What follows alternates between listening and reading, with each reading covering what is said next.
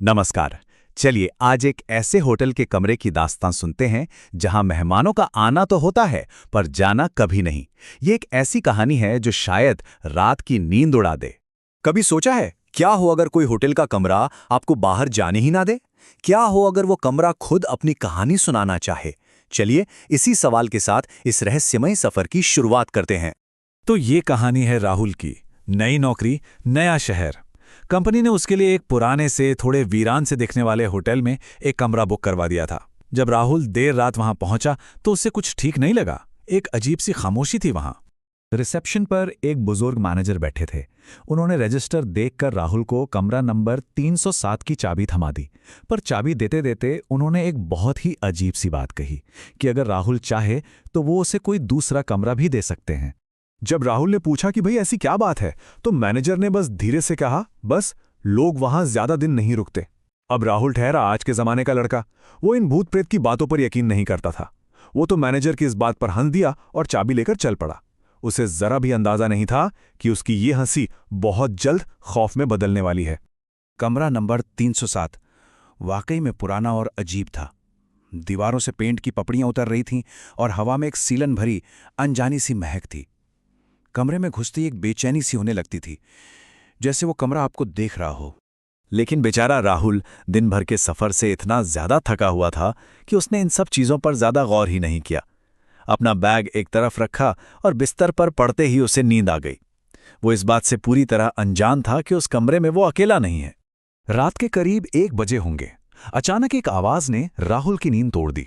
कमरे का सन्नाटा टूट चुका था और उसकी जगह एक अजीब सी आहट ने ले ली थी। ऐसा लगा जैसे कोई कमरे में बहुत धीरे धीरे चल रहा हो। टक टक टक। राहुल हड़बड़ाकर उठ बैठा। उसने लाइट जलाकर पूरे कमरे में देखा, पर वहां तो कोई भी नहीं था।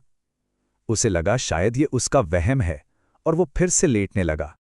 लेकिन तभी बाथरूम का नल अपने आप चल पड़ा। पानी के गिरने की तेज आवाज से पूरा कमरा गूंज उठा। अब राहुल का दिल जोरों से धड़कने लगा था। क्या सच में कमरे में कोई और भी है? डरते डरते राहुल बिस्तर से उतरा और बाथरूम की तरफ बढ़ने लगा। उसका हर कदम बहुत भारी महसूस हो रहा था। उसे ये तो समझ आ गया था कि ये सब कुछ नॉर्मल नहीं है। ऐसा लग रहा था जैसे ये कमरा उससे कुछ कहना चाहता है। उसने हिम्मत जुटाई और बाथरूम का दरवाजा खोला।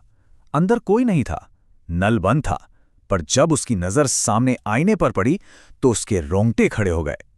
आईने पर भाप से किसी की उंगलियों से लिखा हुआ था, गो अवे। राहुल कांपते हुए कमरे में वापस भागा। उसके कुछ समझ में नहीं आ रहा था कि वो क्या करे। और ठीक उसी वक्त कमरे का टीवी अपने आप चालू हो गया।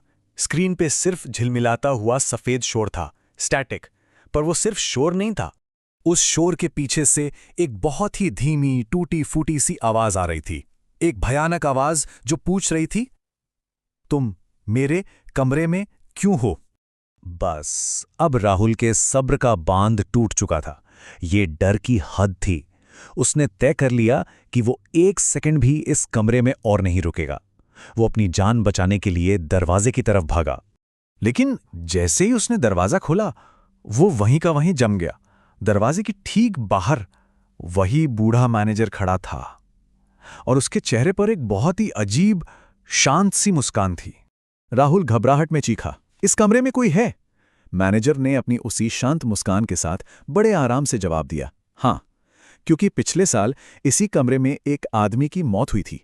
जिस तरह से उसने ये बात कही वो सबसे ज्यादा डरावना था।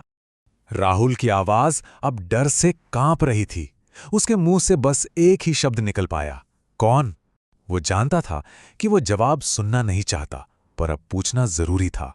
मैनेजर ने सीधा राहुल की आंखों में झांका और कहा, तुम? बस एक शब्द, और इस एक शब्द ने राहुल के पैरों तले जमीन खींच ली। ठीक उसी पल राहुल की नजर कमरे में लगे आईने पर पड़ी। लेकिन आईने में जो चेहरा उसे दिखा वो उसका नहीं था। वो एक बुरी तरह से जला हुआ, पहचाना न जा सकने वाला चेहरा था। और तभी उसे सब याद आ गया। 1 साल पहले इसी होटल में लगी आग, कमरा नंबर 307 में फंसा हुआ एक आदमी और उसकी वो दर्दनाक मौत। वो आदमी कोई और नहीं, वो खुद राहुल ही था। कहते हैं अगली सुबह होटल के रजिस्टर में एक आखिरी एंट्री की गई। मेहमान का नाम राहुल, कमरा नंबर 307 और स्टेटस के आगे लिखा था नेवर चेक्ड आउट, मतलब जिसने कभी चेकआउट किया ही नहीं।